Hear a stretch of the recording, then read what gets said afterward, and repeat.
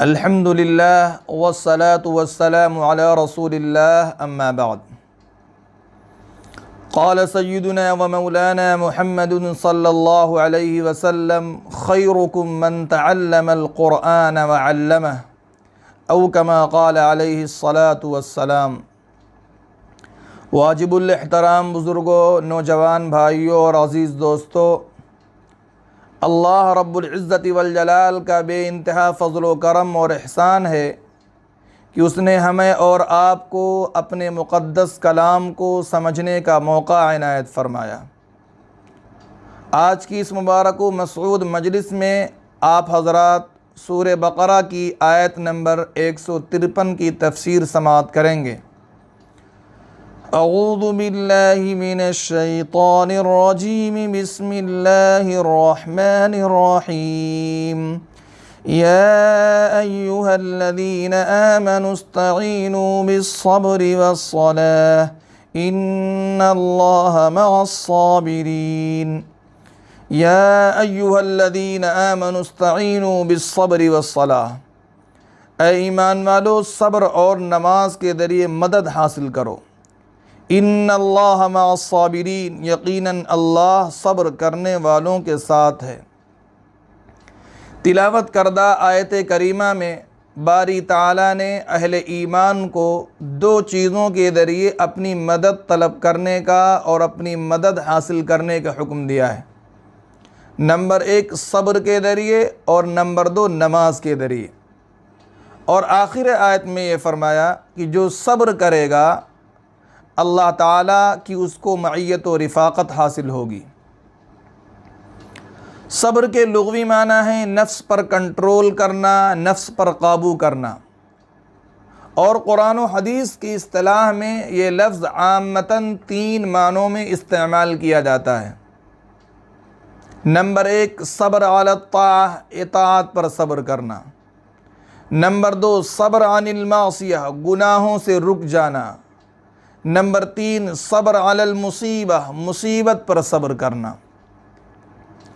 صبر علی الطاعہ، اطاعت پر صبر کرنے کا مطلب یہ ہے کہ اللہ کی اطاعت و فرما برداری میں انسان کو کتنی ہی تکلیف و مشقت کا سامنا ہی کیوں نہ کرنا پڑے، پھر بھی بندہ اللہ کی اطاعت و فرما برداری میں اپنے آپ کو مشغول و منہمک رکھے۔ صبر عن المعصیہ، گناہوں سے رکنے کا مفہوم یہ ہے کہ جب دل میں گناہوں کے خیالات اور گناہوں کے جذبات پیدا ہوں تو انسان اپنے نفس کا غلام نہ بن جائے، بلکہ نفس پر کنٹرول کر کے، نفس پر قابو کر کے اپنے آپ کو گناہوں میں ملوث ہونے سے اور اپنے آپ کو گناہوں میں پڑنے سے بچا لے۔ صبر علی المصیبہ، مصیبت پر صبر کرنے کا مطلب یہ ہے کہ انسان پر جب کوئی مصیبت آئے، اس کے ساتھ کوئی حادثہ پیش آئے تو اس کو من جانب اللہ سمجھ کر اور مشیت الہی پر راضی ہو کر صبر کا مظاہرہ کرے۔ مگر واضح رہے، مصیبت پر صبر کرنے کا ہرگز یہ مطلب نہیں ہے کہ انسان روئے نہیں۔ جو رونا غیر اختیاری طور پر آ جائے، شریعت نے اس پر کوئی پابندی نہیں لگائی ہے۔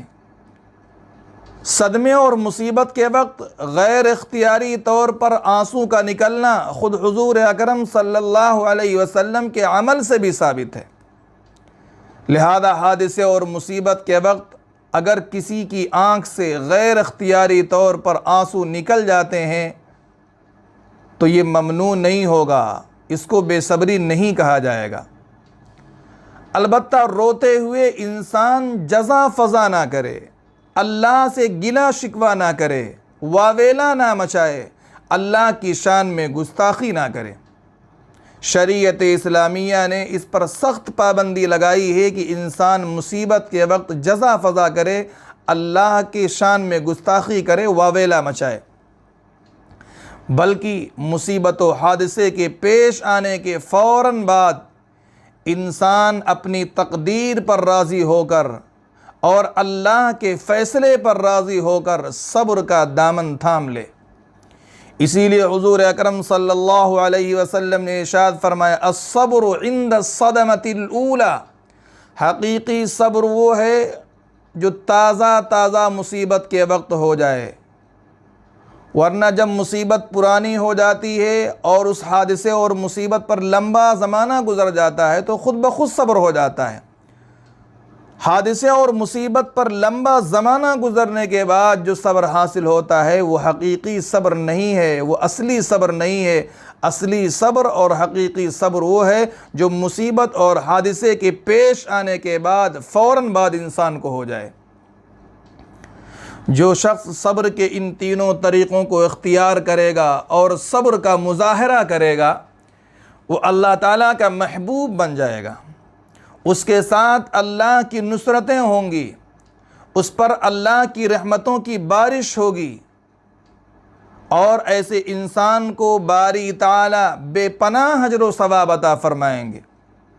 چنانچہ قرآن پاک کے اندر ایک جگہ فرمایا گیا انما یوفی الصابرون اجرہم بغیر حساب، کہ باری تعالیٰ صبر کرنے والوں کو پورا پورا اجر بلا حساب اور بلا کتاب عطا فرمائیں گے۔ بے انتہا اجر و ثواب صبر کرنے والوں کو اللہ تعالیٰ عطا فرمائیں گے۔ حافظ ابن کثیر رحمۃ اللہ علیہ نے تفسیر ابن کثیر کے اندر ایک واقعہ نقل فرمایا ہے کہ کل قیامت میں فرشتے یہ ندا لگا رہے ہوں گے این الصابرون این الصابرون، صبر کرنے والے کہاں ہیں، صبر کرنے والے کہاں ہیں، اٹھیں اور جنت میں چلے جائیں۔ کچھ لوگ کھڑے ہوں گے اور جنت کی طرف جانے لگیں گے، فرشتے کہیں گے تم کہاں جا رہے ہو؟ وہ کہیں گے ہم جنت میں جا رہے ہیں۔ فرشتے ان سے کہیں گے ابھی تو حساب و کتاب بھی نہیں ہوا، حساب و کتاب سے پہلے ہی تم جنت میں جا رہے ہو؟ وہ لوگ کہیں گے ہاں ہاں ہم حساب و کتاب سے پہلے ہی جنت میں جائیں گے۔ فرشتے ان سے سوال کریں گے من انتم یا بنی آدم، اے اولاد آدم آخر تم کون لوگ ہو، تمہارے اوصاف کیا ہیں، تمہاری خوبیاں کیا ہیں؟ وہ کہیں گے نحن الصابرون، ہم صبر کرنے والے لوگ ہیں، ہم وہ لوگ ہیں جو دنیا کے اندر صبر کا مظاہرہ کرتے تھے اور کسی بھی موقع پر صبر کا دامن ہاتھ سے چھوٹنے نہیں دیتے تھے۔ فرشتے کہیں گے انتم کما قلتم، یقیناً تم اپنی بات میں سچے ہو، ادخلوا الجنہ، جاؤ بغیر حساب و کتاب کے جنت میں داخل ہو جاؤ۔ اندازہ لگائیے کہ صبر کرنے والے کا اللہ کے یہاں کتنا اونچا مقام ہے کہ اللہ تعالیٰ اس کا حساب و کتاب لیے بغیر اس کو جنت میں داخل کریں گے۔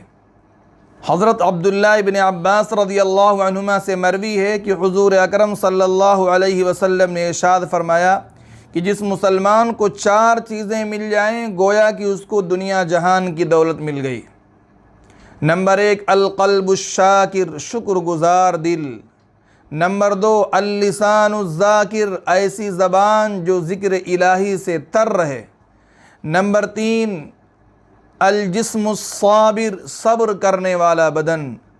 نمبر 4 المرأة الصالحہ، نیک بیوی جو اپنی عزت و آبرو کی حفاظت کرنے والی ہو اور جائز امور میں شوہر کی اطاعت و فرما برداری کرنے والی ہو۔